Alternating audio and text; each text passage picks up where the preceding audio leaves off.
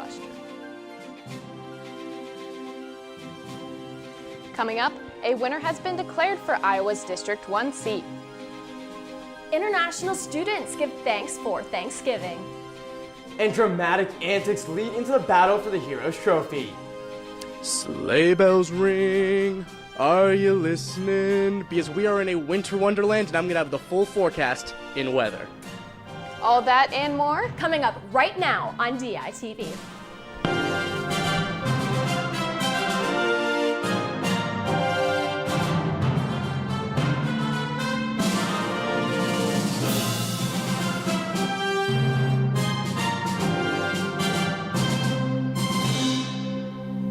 Good morning from Iowa City. DITV is back for fall break. It is Monday, December 2nd. I'm Elizabeth Schultz. And I'm Isabel Thier. And the third member of our team, Jace Bertrand, is live to tell us today's weather forecast. Yeah, guys, it is pretty cold outside, but luckily for me, I am in the Sky Bridge today.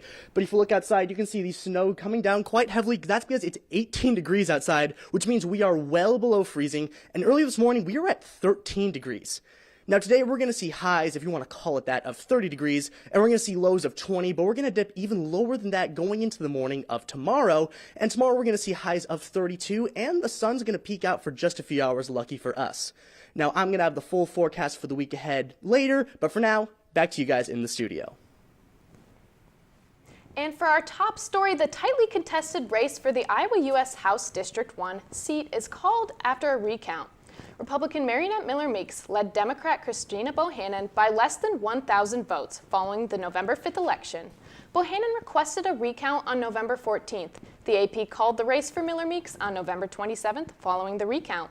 Meeks narrowly won back her seat, beating Bohannon by just under 800 votes. On November 27th, Israel and Lebanon reached a ceasefire agreement. DITV's news director Johnny Valtman has what was agreed upon and how the impacts other conflicts in the region. Almost 2 months after Israel began its invasion of Lebanon, a 60-day ceasefire agreement was reached. The agreement was mediated by multiple countries, including the United States, to return over 1 million Lebanese and 50,000 Israelis to their homes. Civilians on both sides will soon be able to safely return to their communities and begin to rebuild their homes, their schools, their farms, their businesses, and their very lives. In the 60-day time frame, Israel will withdraw its forces from southern Lebanon, and Hezbollah fighters will leave their position north of the Litani River. The ceasefire brings a milestone for the conflicts in the region, as Israel hopes the ceasefire is a step forward with their war against Hamas. And now Hezbollah is no longer, and it will help us with the task of bringing our hostages back. Israel is warning Hezbollah stiff response if the ceasefire is breached, as both sides are wary on how long the truce will last. We will not allow to breach the arrangement. We will respond immediately to every violation. On Sunday, the UN announced they will halt aid deliveries through Gaza's main cargo crossings due to threats of looting, blaming Israel for the policies as the military is in charge of the aid. Progress between Israel and Hamas for ceasefire resolution remains stagnant. From the University of Iowa, Johnny Valtman, DITV. Iowa City is planning some updates for Court Street.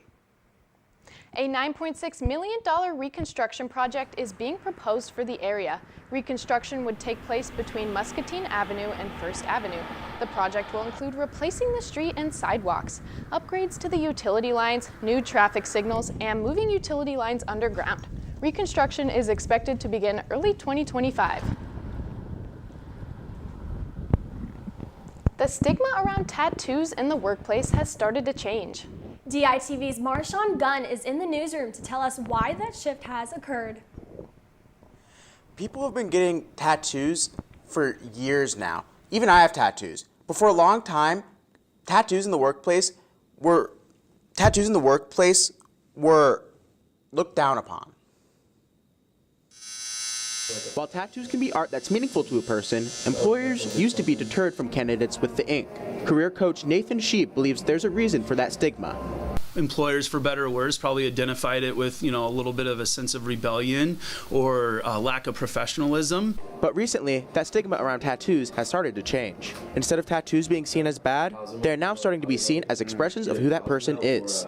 As a former National Guard Army Reserve, Sheep has seen why this shift has occurred. I think, especially when you look at millennials and Gen Zers, and they really identify tattoos as a way to express themselves, and the fact that, they should have a right on their own bodies and what they do to their bodies. Tattoos have become something that anyone can get nowadays. And tattoo artist Kang Trong wants his tattoos to mean something to people.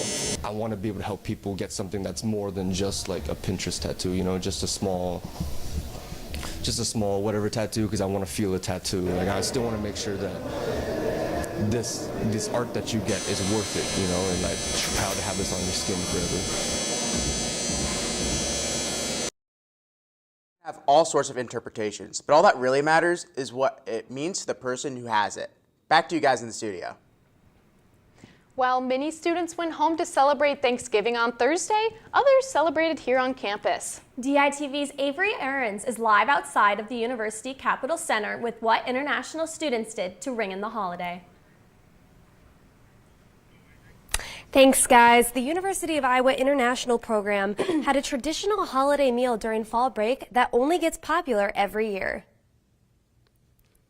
It started several years ago because we wanted to bring together international students and scholars and members of the community in a convivial setting. And we thought that fall break / Thanksgiving was the perfect time to do that. The meal consists of traditional American holiday foods like sweet potato pie and turkey. Finally got the mac and cheese that I liked, so that was really nice. The event is hosted as a way to introduce international students to Thanksgiving traditions and the community surrounding. For the international students, I believe we can introduce what is the Thanksgiving and what is U.S. holiday. The tradition continues to grow and become a popular activity for students looking for a community. I think I liked all of the events for international students that I've been to. I haven't been to many because, studying it's hard to find time, so it was nice to have an event during the fall break that we have time to go to. The international program hopes that this event continues to allow students the opportunity to form new and lasting connections. Back to you guys in the studio. Coming up later, a busy weekend for Hawkeye sports. And a look at your extended forecast right after the break. In Iowa City, history is being made every day. DITV is capturing it all. The future of our nation. I'm here at Big Grove Brewery, where the Johnson County Democratic Party is hosting at a polling location in Waukesha, Wisconsin, which has been an influential county. I'm here at Dean Lamar Allen Elementary School in Las Vegas, Nevada. We're a few hours. Historic careers. Despite the slow start, the Hawkeyes still managed to get their first win of the season. Night on the West Coast for the Iowa Hawkeyes, not just because of the loss to UCLA. Iowa, defensively, they played a full 4 quarters, but offensively, one man continues to put up. Student experiences. I'm at the Ped Mall in downtown Iowa City, the center for nightlife. And bars have been here at the Ped Mall, where Iowa City residents come downtown to celebrate a beloved here at the Iowa City Animal Care and Adoption Center, where volunteers are working round the clock to get these animals adopted. Politics, sports, and art. Local, state, and nationwide. In front of the camera, behind the scenes, DITV. DITV. DITV. DITV. DITV. DITV Sports. DITV. DITV. Is capturing history. Welcome back, and thank you for tuning in live on thedailyiowan.com or listening on KRUI 89.7 FM. Now let's take a look back outside with Jace, who has the forecast for the week ahead. Thanks, guys. Now, unfortunately, it doesn't look like it's going to be warming up whatsoever for the rest of the week, but for you Midwest fans who are fans of the frigid air, this might be your week. Wednesday will be the warmest week with about 40 degrees, but with the wind, it's only going to feel like 25 degrees outside. Now, Thursday's going to be around 25 degrees as well, so it's going to be like the day before, minus the wind, and the sun's going to be out for a majority of the day. Friday will be about 30 degrees with partly cloudy skies, and Saturday will be identical. Sunday's going to be around 35 degrees with cloudy skies all day. Now this week, make sure to wear your heavy coats, heavy gloves, heavy hats, anything heavy out there, because frostbite is very much prevalent with it being under 30 degrees now, and the sickness is coming back. Let's not get sick right before break. Back to you guys in the studio. What a cold game it was Friday, but such an awesome season that the Hawkeyes had for home football games. Yes, it was so much fun watching them, and we'll send it to DITV's Dravin Murdy for more on the sports. Thanks, guys. DITV's Colin Carruthers and DITV Sports Director AJ Reister survived the frigid temperatures to see who took home the Heroes Trophy. Final game of the regular season as Iowa and Nebraska clashed on a Black Friday evening of sub-30 temperatures. While both teams had already clinched a bowl game, they were both still playing for the Heroes Trophy and Iowa's Senior Day, a day for fans to show respect to those who had battled through the program while the athletes thanked their loved ones. However, this all turned sour quickly as Nebraska was unwilling to shake hands at the beginning of the game. Wish everybody good luck. They didn't reach out their hands. So that was a little weird. I got a little close to their head coach and I said, probably wasn't a good idea to not shake our hands. And he goes, "Who are you?" I mean, go beat them, there's nothing you can do with disrespect except go prove it that you're better on the field and show them why you have a little respect. The field was late to turn on the engine as Iowa had only 20 total yards of offense in the first half and trailed 10-0. But the switch flipped as a Reese Dakin punt was muffed and turned into an Iowa field goal, and Caleb Johnson continued to impress with his 10th touchdown for 20 or more yards to tie up the game. With the fourth quarter atmosphere continuing to escalate in a tied game, Max Llewellyn would pull through on the D-line with a strip sack with under a minute remaining. This set up Drew Stevens for a game-winning 53-yard field goal to move Iowa to 8-4. Really, it was just a classic November Big Ten football game. From my vantage point, I think our guys really dug in and made plays when it mattered, and that's really what you have to do if you're going to be successful. And AJ, that game-winning field goal from Drew Stevens was a long time coming. Yeah, last year Drew Stevens was pulled from the rivalry game against Nebraska, and backup kicker Marshall Meter came in to win the game and the spotlight. But now, a year later, Stevens, in the exact same situation, gets a chance at redemption.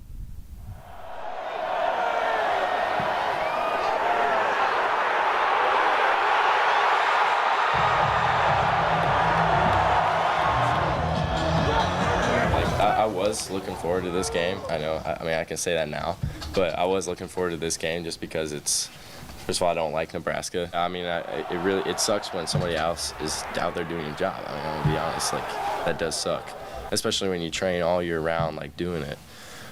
So yeah, this one felt really good, but I was confident, ready to go out there and do it. It says a lot about his character. A lot of guys would have folded, maybe even try to go somewhere else or something, but the kid, he stuck with it. He kept working, kept improving, and he's able to come out and do something like that. He's a great guy and has really, risen to the occasion and not let, past affect his future. 3 of the last 6 games against Nebraska came down to game-winning field goals, and after tonight, makes it 4-7. Yeah, now they'll be awaiting their bowl game in either late December or early January. From Kinnick Stadium, Colin Carruthers, AJ Reister, DITV Sports. With the regular season's conclusion, star running back Caleb Johnson is declaring for the 2025 NFL Draft. This season, Johnson recorded 21 touchdowns and 1,500 rush yards alongside 2 receiving touchdowns and 188 receiving yards. He scored at least 1 touchdown in every game this year for the Hawks, and this is a finalist for the Doak Walker Award. Caleb Johnson closed his announcement by stating, quote, "Thank you for shaping me, supporting me, and believing in me. Iowa will always be home, and I will forever be a Hawkeye." Well, the things were cold here for the Nebraska game. Iowa women's basketball heated up down in Cancun. The Hawkeyes faced off against the University of Rhode Island Rams to tip off the challenge and managed to escape with the victory. Senior Addison O'Grady led the way for the Hawkeyes with 18 points, helping them to steal the 69-62-point victory. Iowa then faced off on the Cougars of BYU and took care of business. The Hawks soared past BYU 68-48, led by junior Hannah Stolke, who contributed 16 points and 8 rebounds. These 2 wins now bring the Hawkeyes' record to an undefeated 8-0 on the season. And now looking ahead, Iowa men's basketball will get into the thick of their season this week. They'll start Big Ten play by hosting Northwestern. The Wildcats will come to Carver Hawkeye Arena with a solid 6-2 start to the season after competing the Arizona tip-off where they split their 2 competitions, while Iowa has a 6-1 record. This game will be available on Peacock at 6 p.m. Central Time.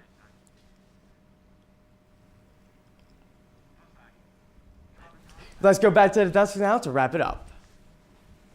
Thank you for joining us online or listening on KRUI 89.7 FM. We are here live from Iowa City every Monday, Wednesday, and Friday, 8:30 a.m. and online anytime at thedailyiowan.com. For Marshawn Gunn and Avery Ahrens, I'm Isabel Fier. And for Jace Bertrand and Drava Moody, I'm Elizabeth Schultz. See you again Wednesday morning right here on DITV.